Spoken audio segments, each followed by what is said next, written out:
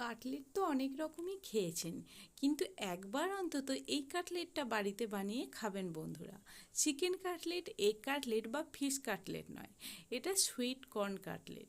Sweet corn কাটলেটটা খেতে যে এত ভালো হয় সেটা কিন্তু আমিও আগে জানতাম না। আজকে বানিয়ে দেখে আমি তো অবাক হয়ে গেলাম। কিভাবে এত সুন্দর সুইট কর্ন কাটলেট বাড়িতে এত ইজিলি বানিয়ে নেওয়া যায় সেটা দেখার জন্য অবশ্যই আপনাদের শেষ পর্যন্ত ভিডিওটা স্কিপ না করে দেখতে হবে। তাহলে চলুন দেখে নেওয়া যাক কিভাবে এই কাটলেটটা আমি বানিয়ে নিচ্ছি। প্রথমে এরকম প্যাকেটের একটা সুইট কর্ন আমি কিনে নিয়েছি। আপনারা চাইলে সুইট কর্নটা যেটা স্টিক হয় সেটাও কিনে নিতে পারেন, তবে এটা ছাড়ানোর ঝামেলা থাকে না। এবার এই সুইট কর্নটা সেদ্ধ করে নিতে হবে। বয়েল করার জন্য একটা কড়াইতে আমি কিছুটা পরিমাণ জল দিয়ে দিয়েছি। জলটা গরম হয়ে গেলে 2 কাপ পরিমাণে সুইটকর্ন আমি এখানে দিয়ে দিলাম সেদ্ধ হওয়ার জন্য। সুইটকর্নটা সেদ্ধ হয়ে গেলে মিক্সিতে হালকা হাতে পেস্ট করে নিতে হবে। খুব মিহি পেস্ট করলে হবে না কিন্তু।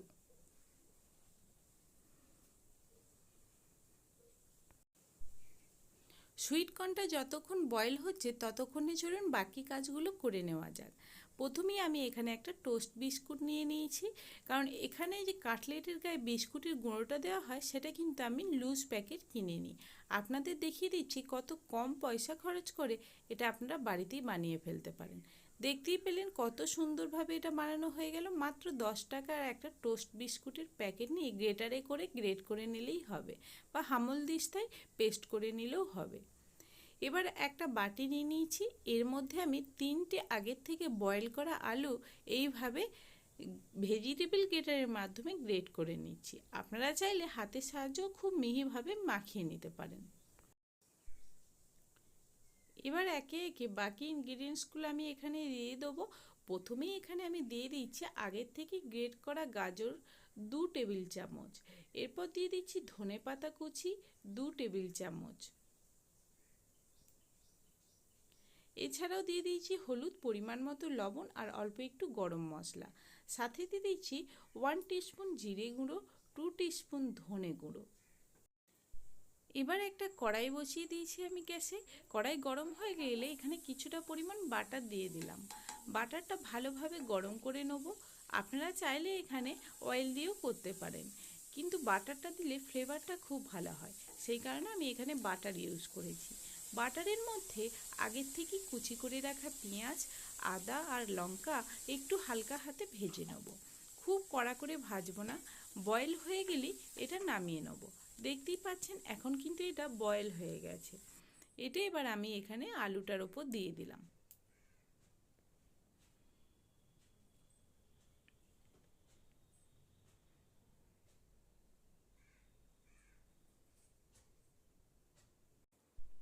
এছাড়াও আরও একটু ঝালের জন্য আর ফ্লেভারটা ভালো হওয়ার জন্য আমি এখানে 1 টেবিল স্পুন গোলমরিচ গুঁড়ো দিয়ে দিলাম।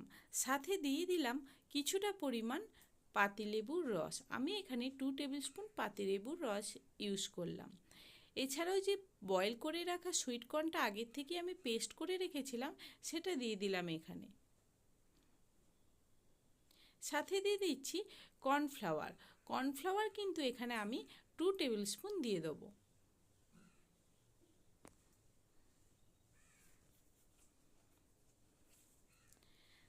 যে ব্রেডটা আমি গুঁড়ো করে রেখেছিলাম সেটাও এখানে আমি 2 টেবিল স্পুন দিয়ে দেবো। আপনারা চাইলে কম বেশি করে নিতে পারেন, কোনো অসুবিধা নেই। এবার সমস্ত কিছু খুব ভালোভাবে হাতের সাহায্যে মাখিয়ে নিতে হবে।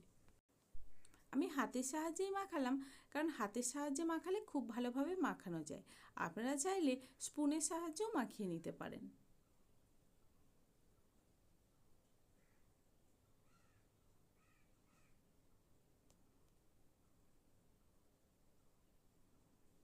সমস্ত কিছু ভালোভাবে মাখানো হয়ে গেলে হাতে কিছুটা পরিমাণ রিফাইন্ড অয়েল নিয়ে নেবেন। নিয়ে হাতের মধ্যে ভালোভাবে লাগিয়ে নিয়ে এইভাবে বলের মতো গোল গোল করে নেবেন আর কাটলেটের শেপ দেবেন। আমি এখানে গোল শেপই দিলাম, আপনারা চাইলে যে কোনো শেপ দিতে পারেন। এবার আগের থেকে গুলে রাখা ডিমের মধ্যে আমি এটাকে একবার ডোবাবো আর একবার ব্রেডের গুঁড়োটার মধ্যে ডোবাবো। এইভাবে খুব ভালোভাবে একটা কাটলেট বানিয়ে নেব। আপনারা চাইলে এগের বদলে কর্নফ্লাওয়ারও ইউজ করতে পারেন। কর্নফ্লাওয়ারটা গুলে নিয়েও এইভাবে আপনারা কাজটা করতে পারেন, কিন্তু আমি এখানে এগই ইউজ করছি কারণ আমার এটাতেই ভালো লাগে। এইভাবে প্রত্যেকটা কাটলেট আমি বানিয়ে নেব। এই নতুন কাটলেটের রেসিপিটা আপনাদের কেমন লাগলো কমেন্টে জানাতে ভুলবেন না বন্ধুরা। অবশ্যই একবার বাড়িতে বানিয়ে দেখবেন। যদি এই রেসিপিটা আপনাদের ভালো লাগে তাহলে একটা লাইক করতে ভুলবেন না। আরও ভালো ভালো রেসিপি পাওয়ার জন্য আমার চ্যানেলটিকে সাবস্ক্রাইব করে দেওয়ার অনুরোধ রইল আপনাদের কাছে।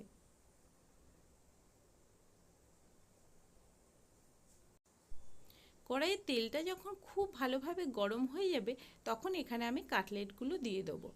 প্রথমেই বলে রাখি, কাটলেট কিন্তু আমি এখানে সবগুলো বানাইনি। প্রত্যেকটা কাটলেটই আমি ব্রেড লাগাইনি। কিছুটা আমি এইভাবে আলুটা গোল গোল করেই ছেড়ে দিয়েছি। যাদের বাড়িতে এইটা করা ঝামেলা মনে হবে তারা এইভাবেও বানিয়ে নিতে পারেন। এত মুচমুচে হবে যে বুঝতেই পারবেন না আপনারা কাটলেট খাচ্ছেন না বড়া খাচ্ছেন।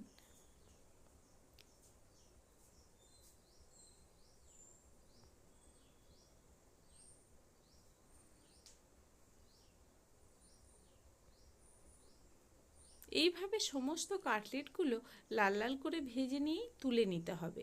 তুলে নিয়ে সার্ভ করে দিলেই রেডি আজকের এই সুইট কর্ন কাটলেট রেসিপিটা। সন্ধেবেলায় চায়ের সাথে কিন্তু এই রেসিপিটা জাস্ট জমে যাবে।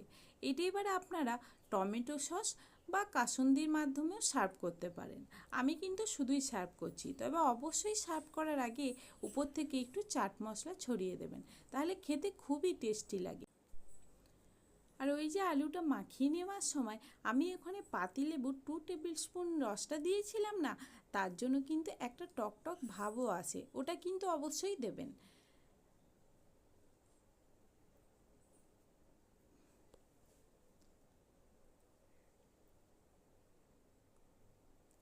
এতক্ষণ আপনাদের সাথে ছিলাম আমি পিউ, আপনারা দেখছিলেন পিউ কুকিং প্যাশন আমার চ্যানেল।